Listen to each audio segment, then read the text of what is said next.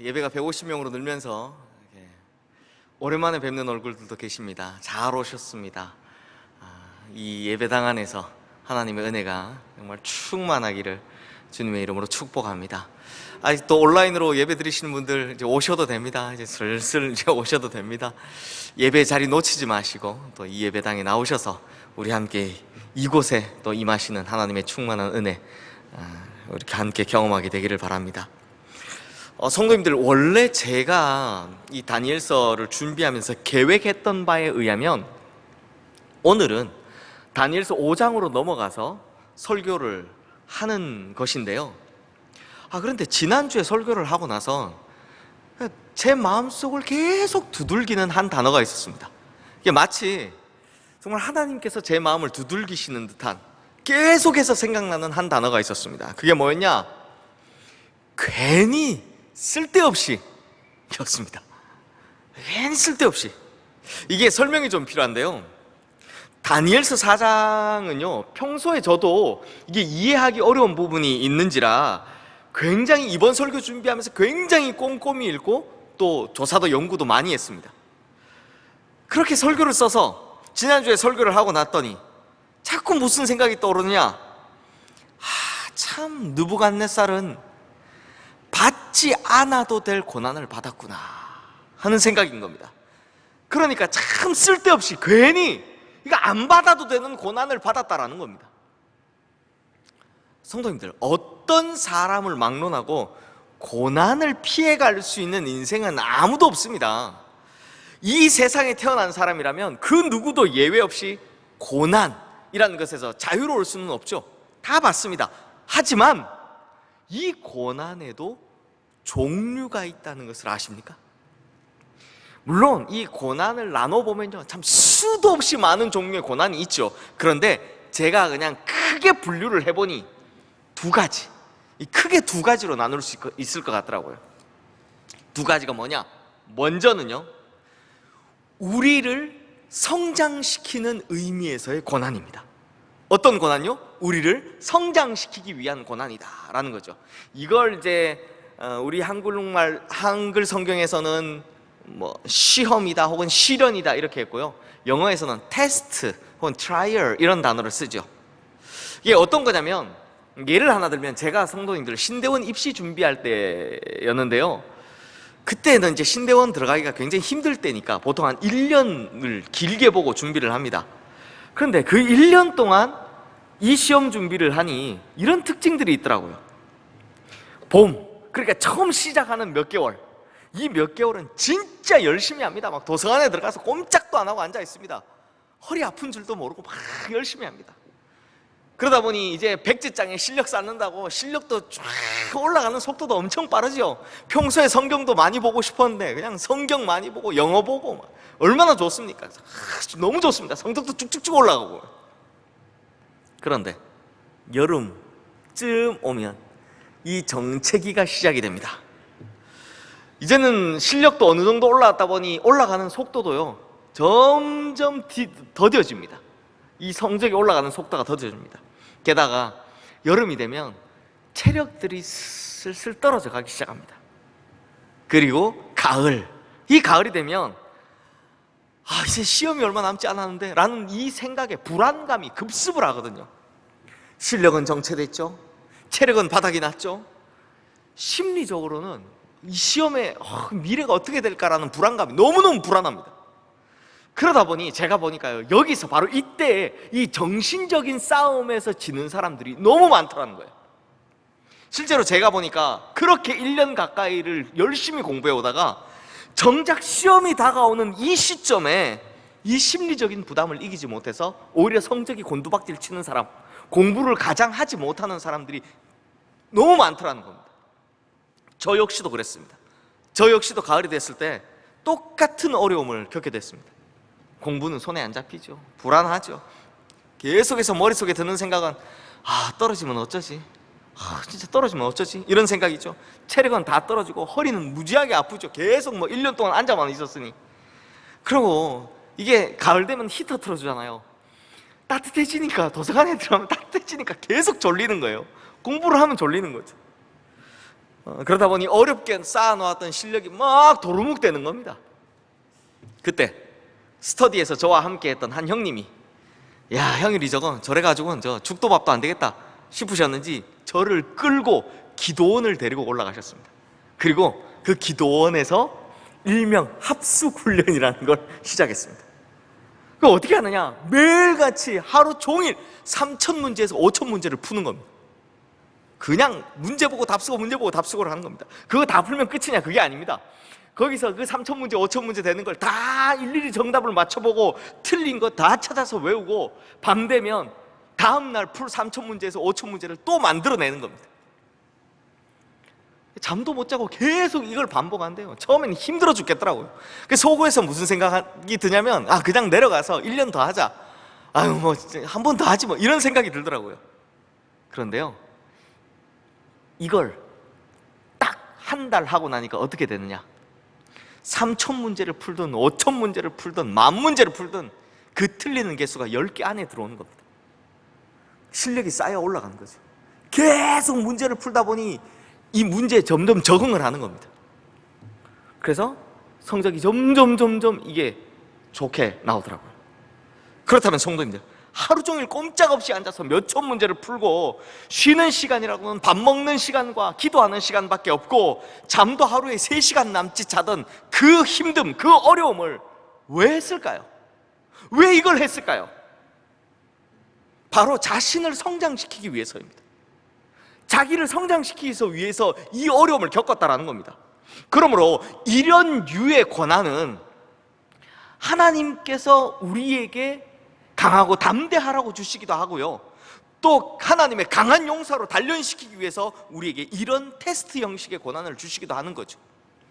그러므로 성도님들, 이런 류의 고난은 그 결론이 욥기 23장 10절 말씀처럼 그가 나를 단련하신 후에는 내가 순금같이 되어, 예전 성경에 의하면 정금같이 되어 나오리라, 이렇게 유익한 좋은 결론이 되는 게 대부분입니다.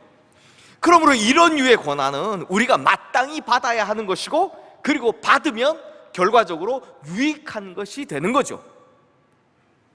그런데 성도님들, 두 번째, 이와는 정반대의 성격을 가진 고난도 있습니다. 이 고난은 사실 좀 어떻게 보면 피할 수 있는 고난인데요, 그래서 제가 굳이 이름을 붙여보자면 스스로 자초한 고난, 이렇게 이름을 붙일 수 있을 것 같습니다.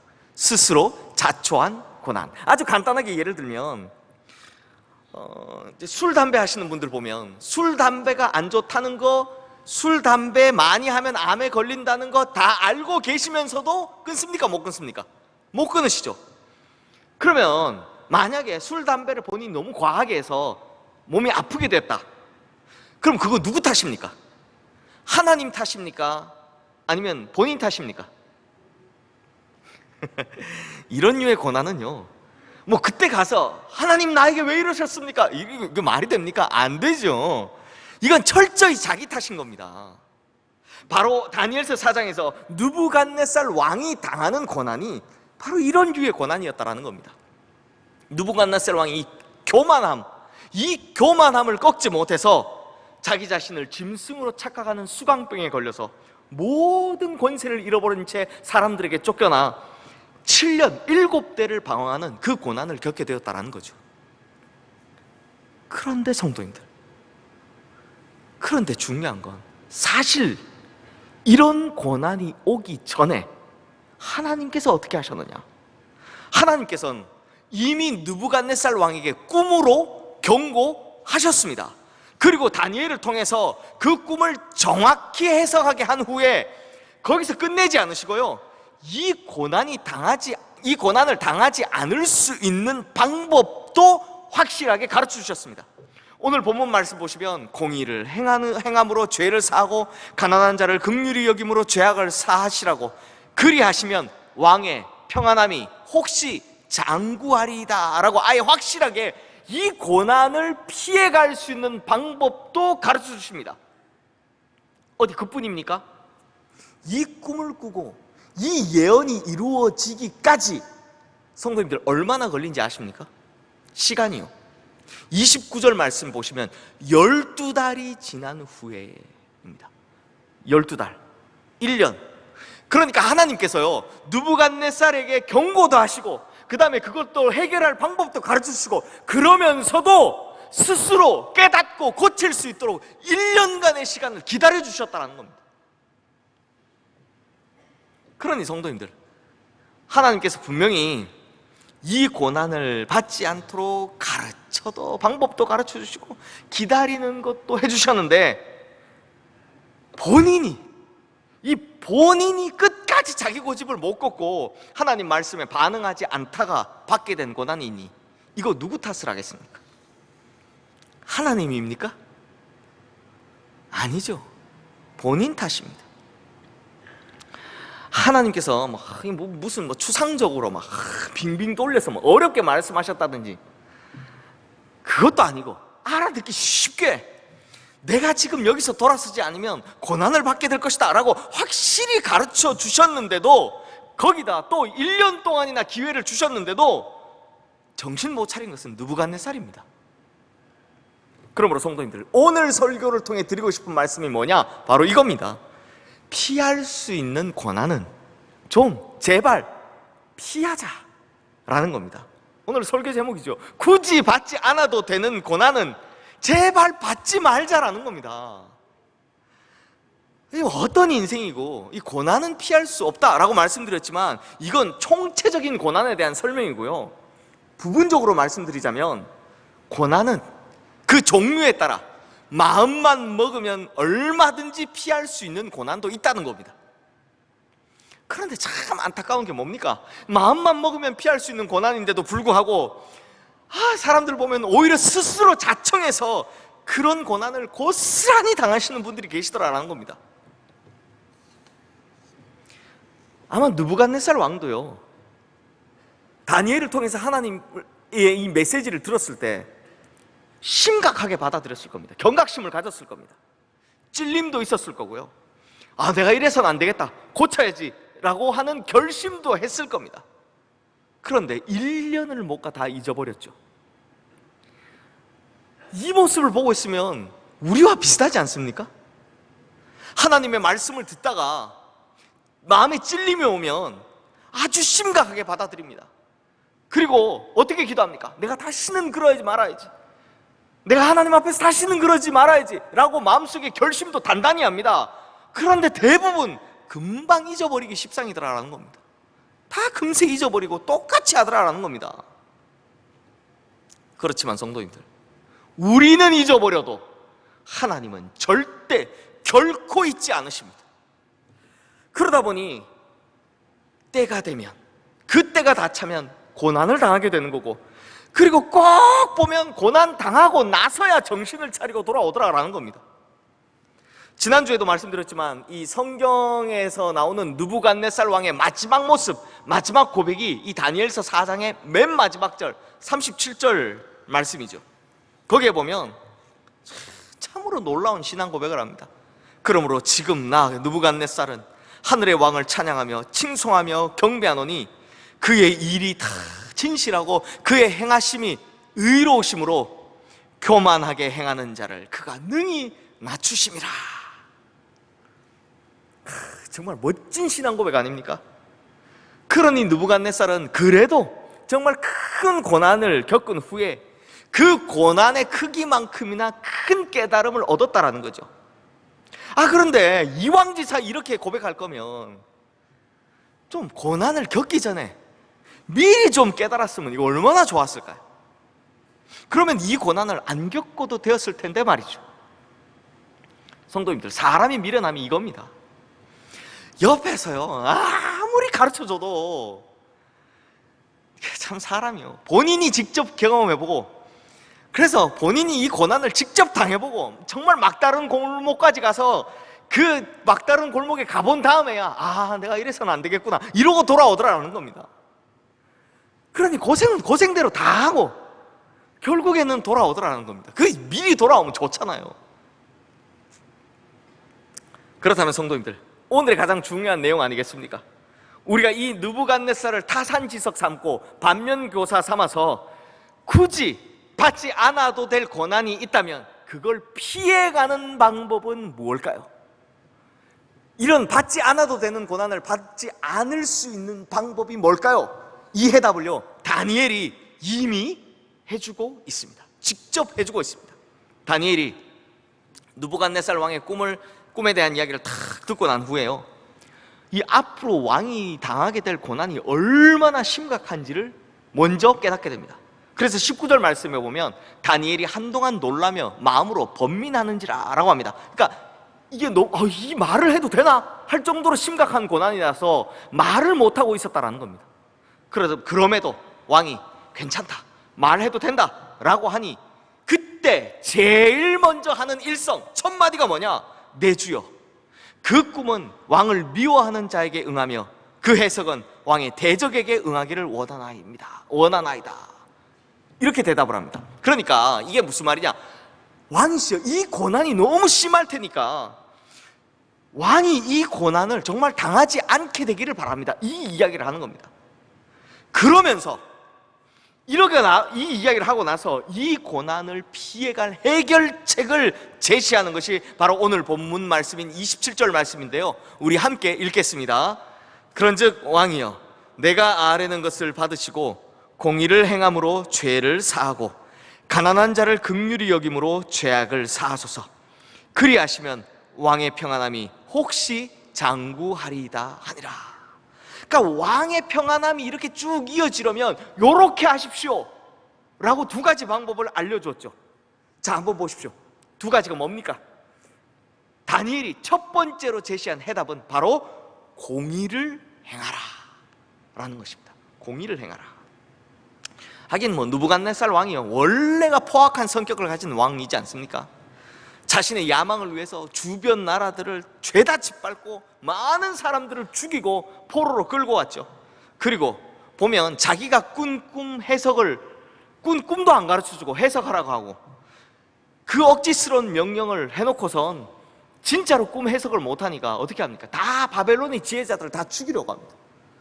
우리가 봤듯이 사드락과 메삭과 아벳느고에게는 7배나 뜨거운 불에 집어넣어라 이렇게 하죠. 그러니 이런 포악을 멈추십시오. 요 말이 공의를 행하라가 되겠죠. 그런데 성도님들, 우리는 느부갓네살 같은 권세자가 아니니까 이 해석이 잘 와닿지 않잖아요. 그러면 공의를 행하라, 이 말을 우리에게 어떻게 적용하면 좋을까요? 제가 고민을 좀 해봤습니다. 근데 고민이 참 어려웠던 게, 성경에 아람어로 기록된 성경이 몇 군데 없어요. 근데 다니엘서 이 4장이 아람어로 기록이 되어 있거든요. 그러다 보니 공의를 행하라 해서 공의라는 말이 치드카라는 아람어로 기록되어 있어서 성경 다른 데는 한 번도 안 나오는 단어가 기록되어 있는 겁니다. 그러니까 이거 참 뜻을 해석하기 어렵더라고요. 그런데 제가 개인적으로 이 다니엘서 4장을 보며 공의를 행하라 라는 말을 이렇게 해석했습니다. 우리에게 필요한 말로 해석하면 이렇습니다. 정직하라. 제가 왜 이렇게 해석을 했냐면 그 이유가 있습니다. 성도님들, 우리가 지난주에 느부갓네살의 꿈을 간단하게 해석해 봤죠. 그 내용이 이렇습니다. 하늘에 닿을 만큼 거대한 나무가 있습니다. 이게 느부갓네살이죠.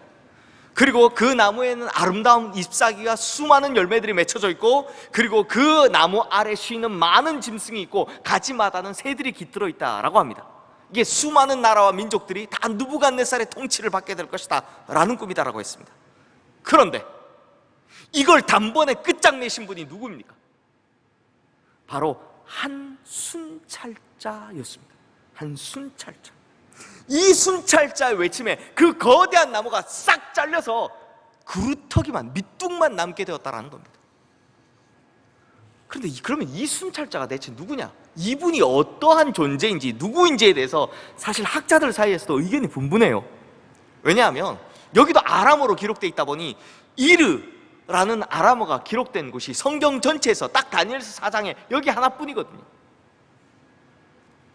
그리고 이르라는 뜻을 보니 그냥 깨어있는 자라는 뜻이라고 합니다. 그 자료를 좀 찾아봤더니요, 외경에는 천사다라고 기록되어 있고, 보통의 기독교 학자들은 최후의 심판자이신 예수 그리스도다라고 해석을 합니다. 근데 이런 걸 차치하고라도 성도님들 보면 좀 참 특이한 표현 아닙니까? 한 순찰자. 다른 번역들을 좀 찾아봤더니 공동번역 성경에서는 감독원이라고 하고요, 새번역 성경에서는 감시자라고 합니다. 그런데 성도님들, 이분의 존재가 대체 누구인지는 몰라도, 정확히 이분이 누구인지는 알 수 없을지라도 여기서 우리가 확실하게 알 수 있는 한 가지가 있죠. 이분은 누군지 몰라도 우리가 확실하게 알 수 있는 거 한 가지가 있습니다. 그게 뭐냐? 하나님께서는 오늘도 우리를 감찰하고 계시다라는 겁니다. 감독하고 계시다. 다른 말로 하면 감시하고 계시다라는 겁니다.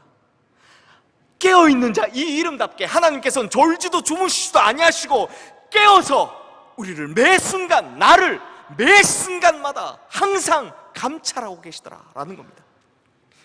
이걸 깨닫지 못하기 때문에 사람의 눈에만 들키지 않으면 되지 하며 보이지 않는 곳에선 자기 멋대로 살아가는 그리스도인들이 너무나 많더라는 겁니다. 얼마 전 N번방 사건이 있었잖아요. 그때 어느 목사님께서 저에게 하시는 말씀이, 그 안에 가입된 명단들이 뭐 몇천 명, 몇만 명이라고 하는데 그 명단이 다 밝혀지면 거기에 기독교인들이 몇 명일지 대체 가늠이 안 간다, 이런 이야기를 하시더라고요. 왜요? 보이는 곳에서는 막 거룩 한척하지만 보이지 않는 곳에서는 그냥 자기 마음대로 살아가는 그리스도인들이 너무나 많거든요. 그렇게 다들 이걸 못 깨달아 영안이 어두우니 하나님께서 한 순찰자를 보내셔서 매 순간 나를 감찰하고 계시다, 나를 감독하고 계시다, 이걸 보질 못하고 인식하지를 못하더라는 겁니다. 그러므로 성도님들, 만약 우리가 정말 쓸데없는 고난을 당하고 있다면 아무도 보는 이 없는 곳에서 과연 나는 어땠을까?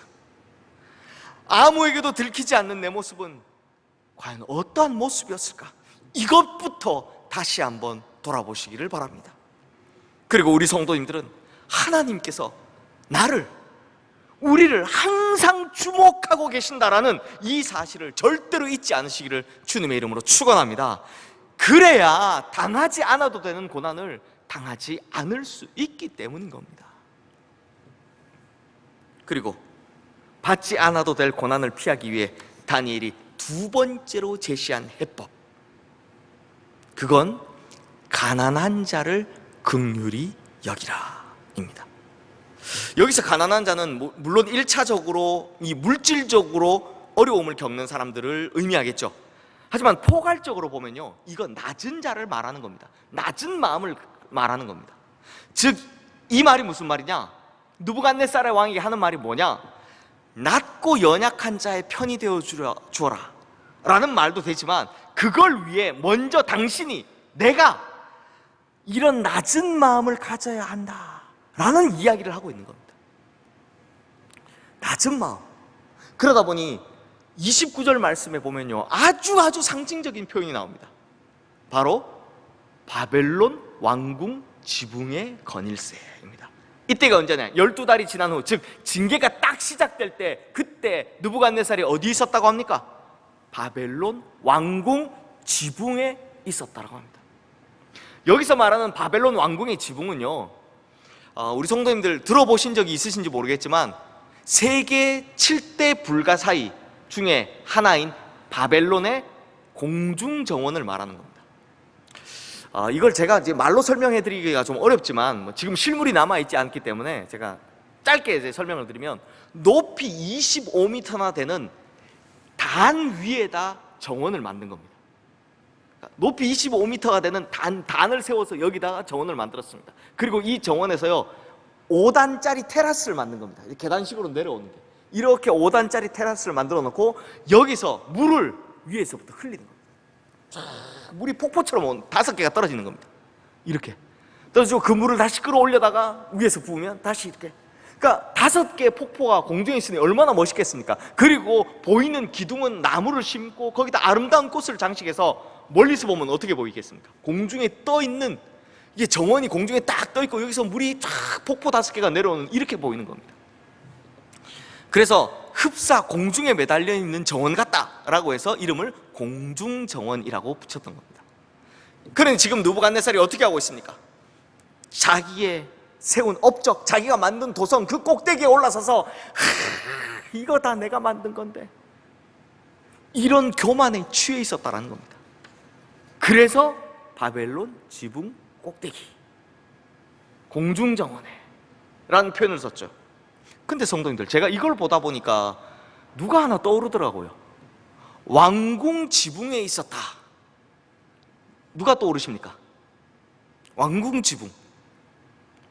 다윗이요, 밧세바가 목욕하는 장면을 보고 음욕이 일어났던 그 장소가 어디였습니까? 바로 왕궁 옥상을 거닐다가 했습니다. 이거 제가 이제 나중에 매일 묵상할 때 하겠지만, 저녁 때 침상에서 일어났다, 이거 벌써 게을러져 있었다는 거죠. 이 사람이 이미, 다윗이 이미 변했다는 겁니다. 근데 그때 어디 있었냐? 왕궁 옥상. 그러니까 이 말은요, 실제적으로 왕궁 옥상에 위치해 있었다라는 말도 되지만, 이 표현을 안 써도 되는데 굳이 쓴 건 지금 한껏 높아져 있는 그들의 마음의 위치를 설명해 주기 위해 왕궁 옥상이라는 표현을 굳이 집어넣어 놨다라는 겁니다. 즉, 높아진 마음에 교만이 막 넘쳐서 죄짓기 딱 알맞은 모습으로 있는 모양이다라는 거죠. 결국 그 높아진 마음을 낮추기 위해 하나님께서는 뭘 주신다? 고난을 주실 수밖에 없더라라는 겁니다. 그런데 성도님들, 저는 한 분이 더 떠오르더라고요. 마찬가지로 마귀가 예수님을 시험할 때 어디로 데려갑니까? 성전 꼭대기에 데리고 갑니다. 마태복음에 보면 거룩한 성의 꼭대기에 데리고 갔다라고 합니다. 그런데 예수님께서는 그 시험을 아주 간단하게 이겨내셨죠. 왜요? 예수님의 마음은 낮은 곳에 있었기 때문입니다. 그러니까 지금 마귀가 끌고 가서 예수님의 육신은 꼭대기에 있었을지 몰라도 예수님의 마음만큼은 낮은 곳을 향하고 있었기 때문입니다. 그러니 이 시험을 이기죠. 그래서 성도님들, 성경에는 이런 원칙이 있습니다. 누가복음 14장 11절 말씀이죠. 무릇 자기를 높이는 자는 어떻게 된다고요? 낮아지고, 자기를 낮추는 자는 어떻게 된다고요? 높아지리라. 즉, 우리가 높아지면 하나님께서는 우리를 끌어내려서 낮추시지만, 우리 스스로가 낮아지면 하나님께서는 우리를 끌어올려서 높여주신다는 것, 이것이 바로 성경이 우리에게 가르쳐주는 원칙이다라는 겁니다. 제가 지난주에 설교하고 나서 내가 그걸 왜 빼먹었을까 하는 성경 구절이 있었습니다. 이것까지 넣었으면 정말 설교가 더 좋았을 텐데 막 하면서 안타까워 책상을 쳤던 그 성경 구절이 있었는데요, 드디어 오늘 하게 되네요. 성도님들, 이 구절 너무 좋습니다. 외우시면 좋겠네요. 바로 베드로전서 5장 6절 말씀인데요. 그러므로 하나님의 능하신 손 아래에서 겸손하라. 때가 되면 너희를 높이시리라. 너무 좋은 말씀 아닙니까? 짧으니까 우리 성도님들 꼭 외우시면 좋겠어요. 다 마찬가지죠. 뭐라고 합니까? 스스로 낮아지면 하나님이 높이실 거다. 이게 성경의 원칙이다라는 겁니다. 그러므로 우리 성도님들, 우리 마음이 높은 곳에 있으면 하나님께서는요, 우리에게 막 고난을 주셔서라도 우리를 낮추십니다. 하지만 우리가 스스로 마음을 낮추고 연약한 자를 돌아보면 하나님께서는 절대로 우리를 꺾으시는 그런 고난을 주지 않으신다라는 겁니다. 그러므로 우리 성도님들, 이 사실을 꼭 기억하셔서 제발 받지 않아도 되는 고난은 받지 않으시는 우리 성도님들 되시기를 주님의 이름으로 축원합니다. 이제 말씀을 마무리하겠습니다. 성도님들, 저는 오늘 설교 준비하면서 설교를 쓰면서도 그랬고 끝내면서도 여기까지 써놓고도 그랬고 계속 한 사람이 떠올랐습니다. 그래서 원래 설교를 마무리하려고 이만큼 썼던 내용을 다 버리고 이 내용을 바꿨습니다. 이 사람이 계속 떠올라서 누구냐? 바로 탕자입니다. 탕자가 딱 그렇잖아요. 탕자는 스스로 자청해서 아버지의 집을 떠나는 바람에 이후 흥청망청 살다가 아버지의 집에 있었더라면 결코 받지 않아도 될 그런 고난을 자청하여 받게 된 꼴이 되었습니다. 그리고 그 결과가 뭡니까? 누구 하나 그를 돌아보지 않고 어느 사람도 그에게 관심을 주지 않았으며 심지어 줄이고 배고픈데 돼지가 먹는 쥐염 열매조차 그에게 주는 자가 없었습니다. 그제서야 탕자가 깨닫습니다. 그러니까 스스로 자청한 고난을 끝내고야 탕자가 깨달은 겁니다. 뭐라고요? 아버지 집에 있는 게 좋았는데, 이거 그때야 깨닫더라라는 겁니다. 그리고 어떻게 합니까? 이제 진짜 거짓골을 해가지고는 아버지 집으로 다시 돌아오죠. 그런데 성도님들, 아들이 집을 나간 후에 이 아버지 어떻게 하고 계셨습니까? 아이고, 알터니까 쏙 빠졌네 이러셨습니까? 평소에 속이나 썩이고 골치 아프게 하던 놈, 아유 드디어 치웠다 이러셨습니까? 아닙니다. 아들이 집을 나간 이후로 아버지는 늘 그 자리에서 그 아들을 기다리고 계셨습니다. 성도님들, 이것이요, 받지 않아도 되는 고난을 당하고 있는 우리를 보시는 하나님 아버지의 마음인 겁니다. 제발 좀 정신 좀 차려라, 제발 그만 좀 돌아와라, 이러면서 아직도 그 자리에서 기다리고 계시다라는 겁니다. 그러니 거짓골을 한 아들, 이 아들과 평상시와 다를 바 없는 아버지인데 아직도 서로 간의 거리가 멀 때, 옛날 성경에는 자막 띄워주세요. 옛날 성경에는 상거가 멀 때, 즉 아직도 거리가 먼데 누가 먼저 알아봅니까? 상식적으로 생각해 보면 거짓골을 한 아들이 평상시와 다를 바 없는 아버지를 먼저 알아보는 거, 그게 정상 아닙니까? 그런데 놀랍게도요, 이 평소와 다를 바 없는 아버지가 저 거짓골을 해서 변해서 온 아들을 먼저 알아봅니다. 그래서 어떻게 합니까? 아버지가 그를 보고 이렇게 나오잖아요. 그래서 달려갑니다. 왜요? 그만큼 이 아버지는요, 아들이 돌아오기를 기다리고 계셨기 때문입니다.